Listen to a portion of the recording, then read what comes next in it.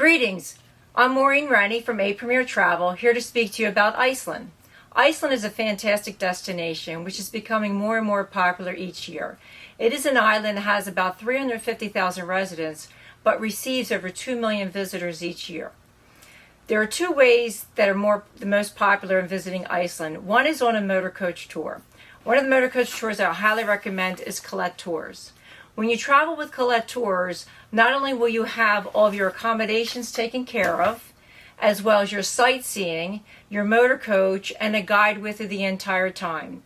All your admission to all your sites are included, and most meals are included. They are the experts with Iceland, and they'll make sure that you have a fantastic trip.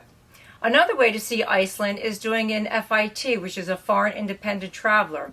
When booking with A Premier Travel, we would set you up with a rental car, confirm all of your hotel accommodations, as well as setting up private sightseeing tours.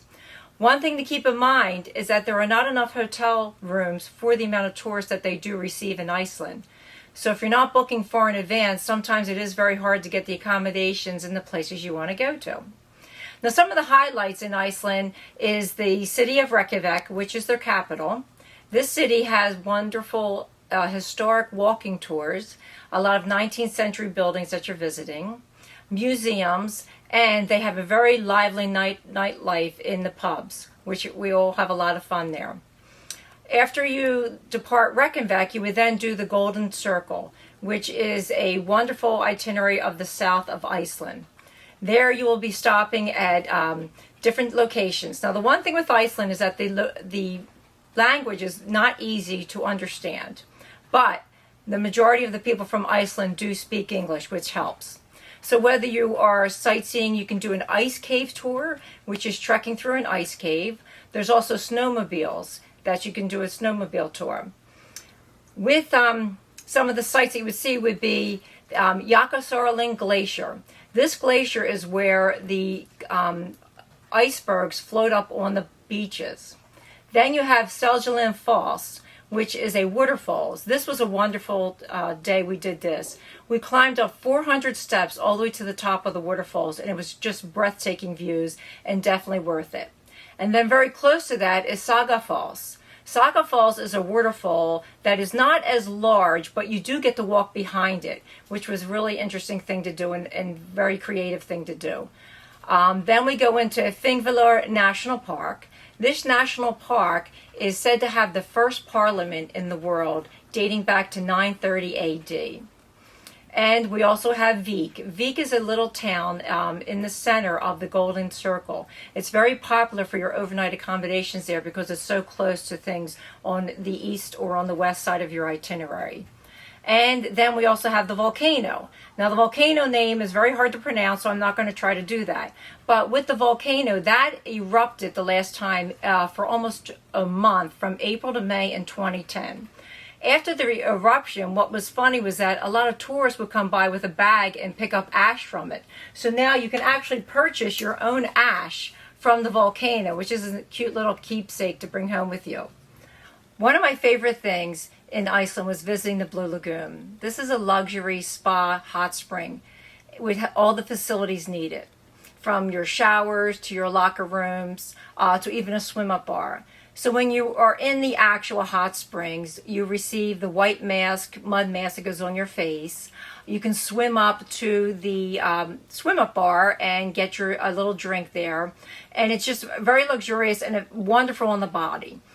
The thing with the Blue Lagoon is if you do visit the Blue Lagoon in the summertime, you do want to make sure you have sunglasses because the sun reflecting off the water can damage your eyes. Then the other thing about Iceland is that a lot of people go there to see the Northern Lights. And that was one of the reasons I wanted to go to Iceland, to see the Northern Lights.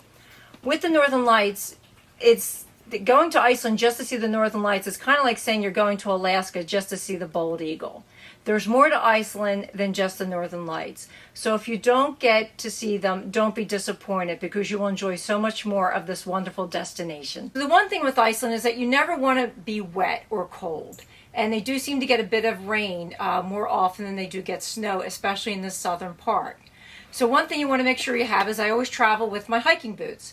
Nothing fancy, just a hiking boot that is water resistant and has a little bit of a traction on the bottom. Then the other thing you want to do is you want to travel where you can peel on and peel off, is the way we say it in the travel industry with clothes. So a nice thin pair of long underwear is always great, and make sure that it is breathable. Then it's always good to have a nice heavy winter coat traveling in the winter, and you want this to be more of a water proof as opposed to water resistant to keep you dry at all times. And then I also traveled with a pair of ski pants.